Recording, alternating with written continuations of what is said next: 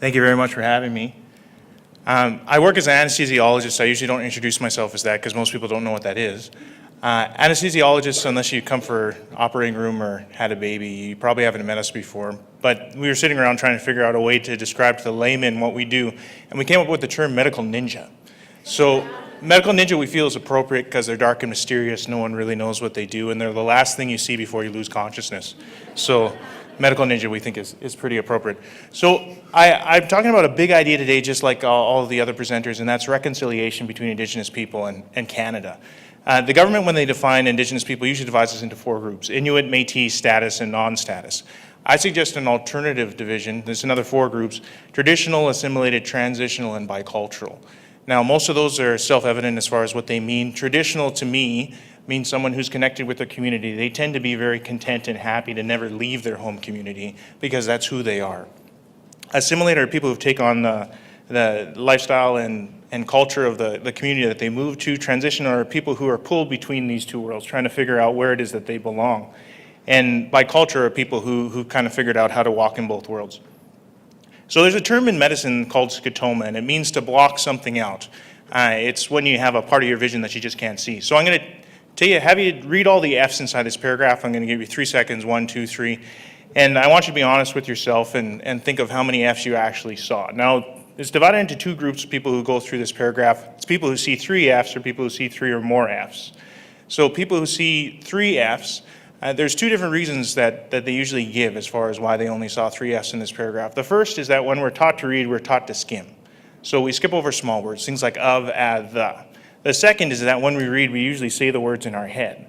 So things like finished sound like an F, things like of sound like a V, and so that's the reason why we see only 3 F's instead of 6. Now, usually when I do this in presentations, and I've presented into over 100 places now, I bring someone up and I challenge them that I'll take everybody in the room out for dinner in behalf of them if they can read the next 3 triangles properly. Now, I've never lost this bet, so just read these 3 triangles real quick, 1, 2, 3. What they usually read is Paris in the spring, bird in the hand, once in a lifetime. When actually what it says is Paris in the spring, bird in the hand, and once in a lifetime. Now, we use that to illustrate that even though you know that you're being tricked, you've been conditioned to know that there's some type of twist that's going to happen, you still don't see something. There's still a world out there that you don't see, even though that you've been told. So we'll go into a bit of my journey. I grew up as a 3rd child of 5. I had a stay-at-home mom. I had a very, very strong paternal relationship. I'm still really close to both my folks. I was really lucky. My father and grandfather were very active with grassroots organizations. My grandfather was involved with Jim Sinclair during the constitutional repatriation talks. I was really connected to both my Indigenous cultures, both Polynesian and with my Aboriginal ancestry. Now, that all fell apart when I was in grade 4. I had been put in speech therapy classes for months. I finally came home, asked my parents, why can't I go out and play with my friends? Why do I keep on getting pulled off to these classes? And my mom, you don't want to see her mad, but she came to the school mad. She went marching into the principal's office with my dad. We all sat down, and their anger quickly turned to heartbreak. Because my principal, and he was a large man, huge heart, really, really loved his students, sat down and told them, your son's been labeled developmentally delayed. He's never going to graduate high school. He's never going to accomplish any of those big dreams that you had for him. I suggest that you maybe throw him in a few cooking classes, teach him how to pick up a trade. Not that he'll ever be a tradesperson, but just so he can help around the house. And my parents were heartbroken. We left the school. And at that point, I made the conscious decision that I didn't have time for anything but proving these people wrong. So I actually let go of all of my Indigenous tradition. When my parents went off to powwows, when my parents went back to the islands to go visit my grandparents, I didn't have time because I needed to focus on school. Now, that all came back together and I had a lot of success. At age 15, I was given a National Aboriginal Achievement Award, now labeled the Inspire Award, highest honor that Aboriginal people give their own, in recognition for the different things that I'd accomplished and more for the potential that I had. I ended up being a valedictorian over at SIFC, now First Nation University, during my graduation year. I was able to chair a few health conferences for the National Aboriginal Health Organization. By all means and measures, I had accomplished what I had set out to do. I had proved those people wrong. Now the problem is I had become assimilated. I had chosen to let go of my culture. And for me, that left me empty. So I entered into a time where I kind of looked at my life and I said to myself, I need to transition back and reconnect with who I was because I'm not happy with the person that I am. That's when the opportunity for 2008 Canada's Next Prime Minister came up. I had sat down and talked with an MP for Churchill River. He was a Liberal way back in the day. His name was Rick Laliberty, and he had this idea of river of nations, nation of rivers, and that Indigenous people would finally rise up and take their place as a third seat of government, because there are 3 founding people in Canada: French, the English, and Indigenous people. And I took that idea, and for the first time in my life, I sat there and I really tried to listen to the community, try and reconnect with who I was. When I was 15 and I had first won those awards, there were lots of people who wanted to ask me for my advice. I was 15 and I thought I was pretty smart, so I of course gave it. I instituted a lot of national projects, none of them very successful, and I decided in 2008 I was going to make a difference. I was going to, even if I lost this competition, I was going to make a difference.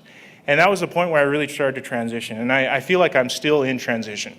So I Don't Know More is a movement that started up in Saskatchewan, and I'm going to simplify this. This is more complex than I have up on the chart. But if you look at the media and if you look at most people when they talk about I Don't Know More, they say bicultural traditional good, colonized assimilated bad, transitional in the middle, not usually talked about. Now I'd actually argue that we're all in transition, that we all at one time decide to leave behind the things that we were taught and that made us whole, and we enter into this area where we're trying to figure out who we are. Anyone who lives their home community, I think, becomes assimilated in some way. You can't move from another country to Canada without letting go some of who you were. You can't leave a reserved community or home community up north that you grew up in without coming to the big city to learn education and other things without becoming assimilated in some way. So we're all kind of in the circle in the middle, and we move from one place to another. But what's important to me and what I found in my experience is that it matters whether or not you're of utility to the community that you care about, and it matters whether or not you're happy. Those are the 2 things. It's not about being assimilated versus traditional versus bicultural or transitional. It's about whether or not you're happy. So even though we know these things, why can't people see the solution? So this is something that I present in my my presentation. So I got married a few years ago, and me and my wife, it was really good for the first little while. I had a habit of rolling up my socks and dropping them by the door. It's something I always did when I was younger. My mom always picked them up. And I didn't actually notice it until my wife started pointing it out.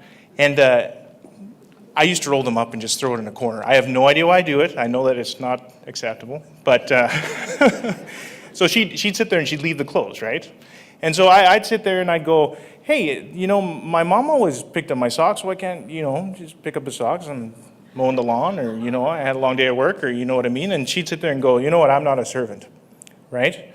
And so it went back and forth. We'd have lots of arguments over these socks. And eventually we had some professional intervention and she called my mom. So, so after she calls my mom, she goes, you know, I know I picked up these socks for years and years. I never told them anything about it. Like, don't be too hard on them. This is just something he's kind of habitual, other things. So she suggested we get a clothes hamper. All right. So we got a clothes hamper. Things worked out. I was throwing my socks in the clothes hamper until the next thing came up, and that was making a mess changing diapers. All right. I don't know if other fathers have this problem, but I take out 30 wipes. I have like 2 changing pads on the ground. There's a huge production, right? By the time that I'm done, I'm through 3 diapers and 2 boxes and all that stuff.